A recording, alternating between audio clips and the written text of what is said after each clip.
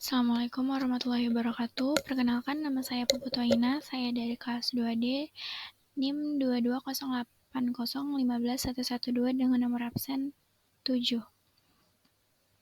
Di sini saya akan membahas tentang tugas akhir mata kuliah biopsikologi pada analisis pasien stroke. Stroke merupakan penyakit yang dapat membunuh nomor 3 setelah penyakit jantung dan kanker.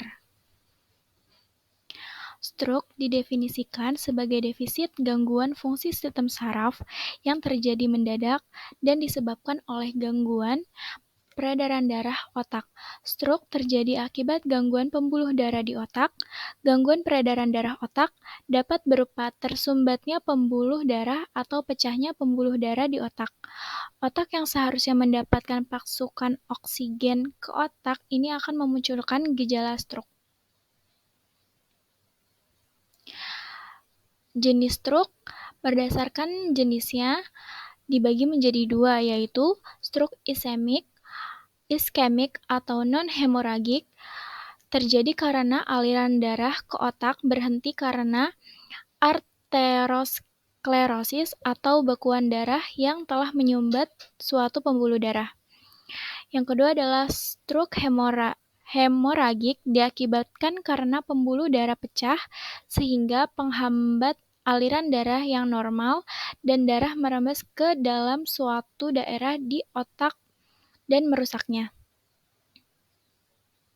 Stroke berulang. Perjalanan penyakit stroke beragam. Penderita tersebut dapat pulih sempurna, ada pula yang sembuh dengan cacat ringan, sedang, sampai berat. Secara klinik, gambaran perjalanan stroke ada beberapa macam.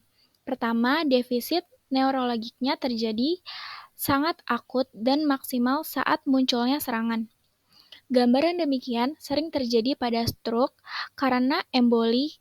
Kedua yang dikenal dengan stroke in evolution atau progressing stroke adalah bila mana defisit neurologiknya memburuk secara bertahap, yang umumnya dalam ukuran menit sampai jam, sampai defisit neurologik yang maksimal tercapai. Bentuk ini biasanya disebabkan perkembangan proses trombosit arterial yang memburuk atau suatu emboli yang rekuen. Faktor risiko yang dipunyai tersebut seperti riwayat hipertensi, diabetes mellitus, kelainan jantung, dislipidemia, dan lain-lain. Deskripsi pasien yang saya analisis yaitu pasien yang mengalami stroke adalah pasien laki-laki berusia lanjut berumur 61 tahun, mempunyai riwayat tekanan darah tinggi atau hipertensi, mengalami penyumbatan pada pembuluh darah, mempunyai kebiasaan merokok sebelum mengalami stroke, mengalami 2 kali sakit stroke. Stroke yang pertama tidak berlangsung lama dan masih bisa beraktivitas, bekerja, dan lainnya. Pada stroke yang kedua, pasien pulang dari perjalanan jauh dan ketika di kamar sudah tidak bisa menggerakkan bagian tubuh dari bahu sampai kaki bagian kiri, mengalami gangguan bicara dan tidak dapat mengontrol emosi. Pasien mengalami stroke penyumbatan pembuluh darah yang termasuk pada stroke iskemik atau non-hemoragik. Stroke iskemik terjadi karena aliran darah ke otak berhenti karena arteriosklerosis atau bekuan darah yang telah menyumbat suatu pembuluh darah yang disebabkan oleh tekanan darah tinggi atau hipertensi terjadi karena pembuluh darah ke otak mengalami sumbatan. Sumbatan tersebut bisa akibat trombus dan sumbatan akibat emboli. Hasil temuan pada pasien stroke mengalami gangguan bicara, gangguan bergerak, dan gangguan emosi. Gangguan bicara, pasien mengalami gangguan bicara yaitu sulit mengungkapkan kata-kata dalam berkomunikasi, kata-kata yang diucapkan tidak terdengar jelas, intonasi atau artikulasi dalam berbicara tidak terdengar jelas. Pasien mengalami apsia atau kesulitan berbicara ditunjukkan dengan bicara yang sulit dimengerti yang disebabkan oleh Paralisis otot yang bertanggung jawab untuk menghasilkan bicara. Kerusakan yang terjadi pada bagian otak, yaitu pada area Broca. Afasia Broca atau ekspresif. Pada afasia Broca atau afasia ekspresif, penderita tahu apa yang ingin disampaikan kepada lawan bicaranya, tetapi kesulitan untuk mengutarakannya. Kondisi yang juga dinamakan motor afasia ini biasanya disebabkan oleh kerusakan otak di bagian kiri depan.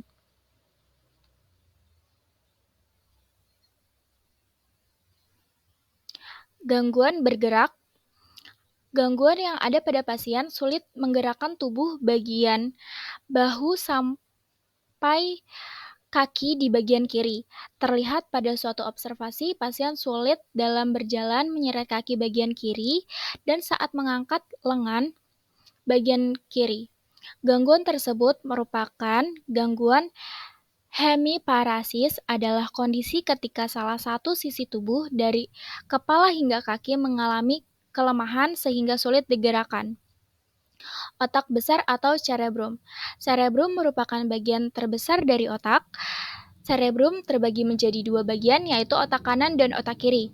Belahan otak kanan berfungsi untuk mengontrol pergerakan di sisi kiri tubuh dan belahan otak kiri mengontrol gerakan di sisi kanan tubuh. Otak besar atau cerebrum.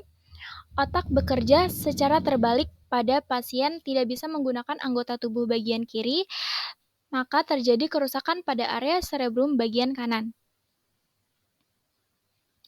Gangguan emosi.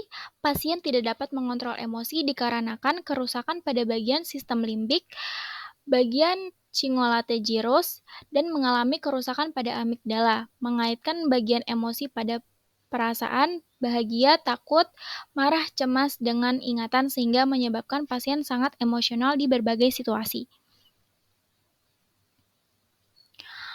Perubahan pada sebelum stroke dan sesudah stroke adalah aktivitas sebelum mengalami stroke. Pasien adalah bekerja di percetakan koran pos kota dan menarik ojek online, melakukan aktivitas fisik seperti orang lain pada umumnya.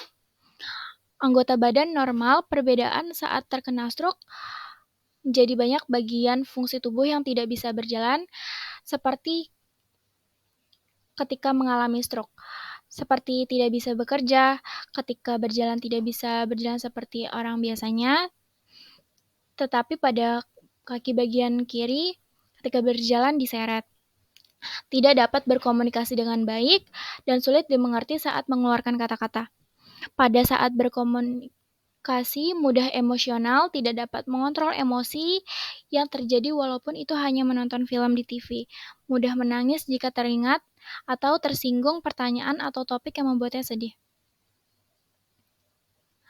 Di sini ada saran untuk pasien yang terkena stroke adalah meningkatkan aktivitas fisik untuk menghindari terjadinya serangan stroke seperti melakukan olahraga, menyediakan pangan sehat, percepatan gizi, perbaikan gizi, meningkatkan pencegahan dan deteksi dini penyakit, meningkatkan kualitas lingkungan yang baik, meningkatkan edukasi hidup yang sehat, seperti menanamkan mindset positif, meningkatkan perilaku hidup sehat seperti istirahat yang cukup dan